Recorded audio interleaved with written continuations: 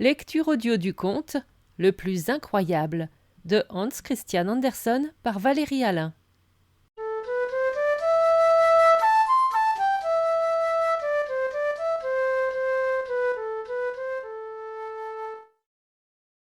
Celui qui ferait ce qui serait le plus incroyable aurait la fille du roi et la moitié du royaume.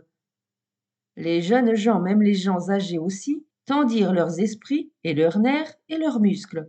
Deux moururent à force de manger et un à force de boire, pour faire ce qui était le plus incroyable selon leur goût. Mais ce n'est pas ainsi qu'il fallait s'y prendre. Deux petits garçons des rues s'exerçaient à se cracher chacun dans le dos. Cela leur paraissait l'exploit le plus incroyable. Au jour dit devait être présenté ce que chacun avait à montrer comme l'invention la plus incroyable. Des juges étaient institués, depuis des enfants de 3 ans jusqu'à des gens approchant la centaine. Il y eut toute une exposition d'objets incroyables, mais tout le monde ne tarda pas à convenir que le plus incroyable était une grande pendule remarquablement agencée à l'intérieur et à l'extérieur. À chaque sonnerie d'heure apparaissaient des personnages qui indiquaient l'heure donnée.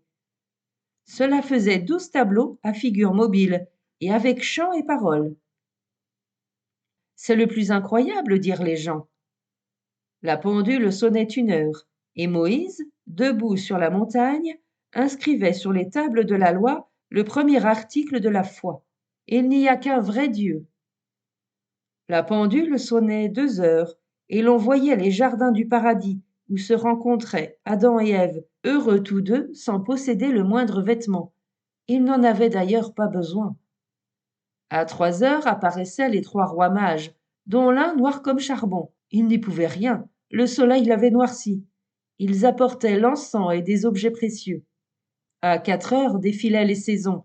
Le printemps avec le coucou sur une branche de hêtre bourgeonnante, l'été avec une sauterelle sur la gerbe de blé mûr, l'automne avec un nid de cigogne vide, l'hiver avec un vieux corbeau qui savait compter au coin du poêle des histoires, vieux souvenirs. Quand sonnaient 5 heures, sortaient les 5 sens.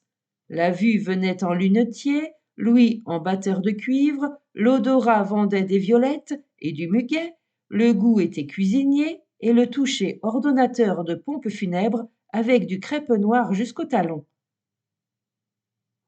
La pendule sonnait 6 heures et un joueur était là qui jetait un dé et le dé marquait 6.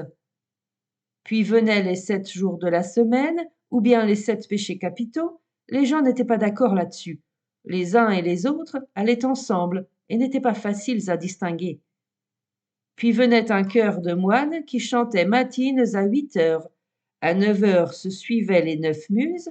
L'une était vouée à l'astronomie, une autre à l'histoire, le reste appartenait au théâtre. À 10 heures, Moïse se présentait de nouveau avec les tables de la loi, où étaient écrits les commandements de Dieu, qui sont 10.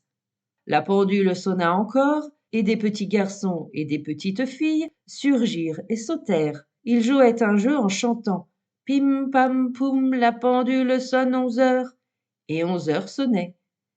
Et voici 12 heures, le veilleur s'avance en capuchon et avec sa masse d'armes, il chante le vieux distique du veilleur. C'est à l'heure de minuit que notre sauveur est né. Et pendant qu'il chante, des roses éclosent qui deviennent des têtes d'anges portées par des ailes aux couleurs de l'arc-en-ciel. C'était charmant à entendre, délicieux à voir. Le tout formait un chef-d'œuvre sans pareil, le plus incroyable, disait tout le monde. L'artiste était un jeune homme, très bon, gai comme un enfant, ami fidèle et secourable à ses parents pauvres. Il méritait la princesse et la moitié du royaume. La journée décisive était venue, toute la ville était en gala, et la princesse était assise sur le trône du pays, qu'on avait garni de nouveaux crins, mais qui n'en était pas devenu plus confortable. Les juges de tous côtés regardaient d'un air malin celui qui allait gagner, et lui se montrait confiant et joyeux. Son bonheur était certain. Il avait fait ce qui était le plus incroyable. Non, c'est moi qui vais le faire maintenant, cria soudain un grand, vigoureux gaillard. Je suis l'homme de l'acte le plus incroyable. et il brandit une grande hache contre le chef-d'œuvre. Cric, crac, tout fut par terre. Rose et plumes volèrent de tous côtés. Tout était détruit. J'ai pu faire cela, dit l'homme. Mon acte a frappé son œuvre et vous a tous frappés. J'ai fait ce qu'il y a de plus incroyable. Détruire un pareil ouvrage, dirent les juges. Oui, c'est là le plus incroyable. Tout le monde en dit autant. Et l'homme devait donc avoir la princesse et la moitié du royaume, car une loi est une loi, même si elle est la plus incroyable. Des remparts et de toutes les tours de la ville fut annoncé. Les noces vont avoir lieu. La princesse n'en était pas du tout contente, mais elle était charmante et son costume était magnifique. L'église était resplendissante de lumière, tard dans la soirée. C'est le moment où cela fait le mieux. Les demoiselles nobles de la ville chantèrent et conduisirent la mariée. Les chevaliers chantèrent et conduisirent le marié. Il se rengorgeait comme si rien ne pouvait l'atteindre. Et le chant cessa, tel que l'on aurait pu entendre une aiguille tomber par terre.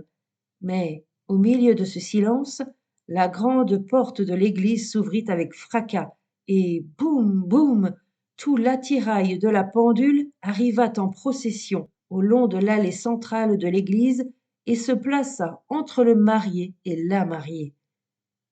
Il n'y a pas de revenants parmi les morts, nous le savons très bien, mais une œuvre d'art peut revenir. Le corps était mis en pièces, mais non l'esprit. L'esprit de l'art hantait l'église, et c'était sérieux. L'œuvre d'art était là, vivante, comme lorsqu'elle était matière et intacte.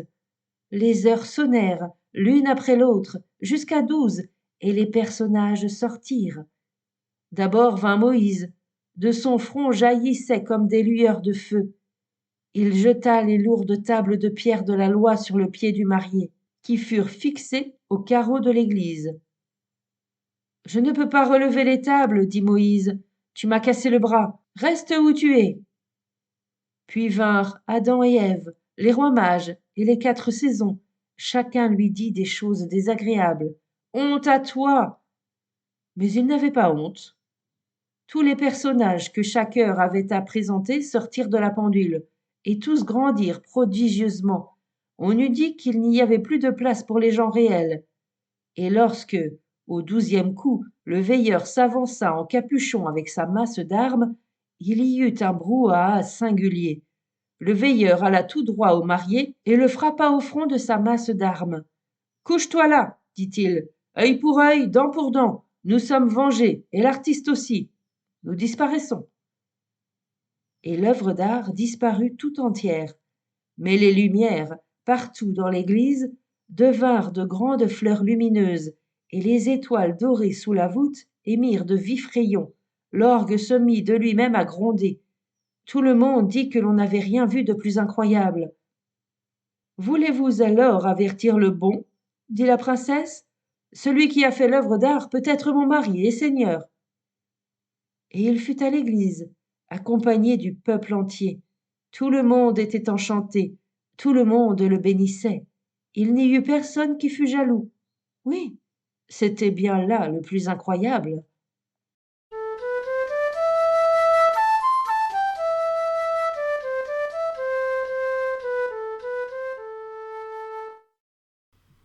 Fin de la lecture du conte le plus incroyable. Merci de votre écoute. Je vous rends vos oreilles, cœur avec les doigts.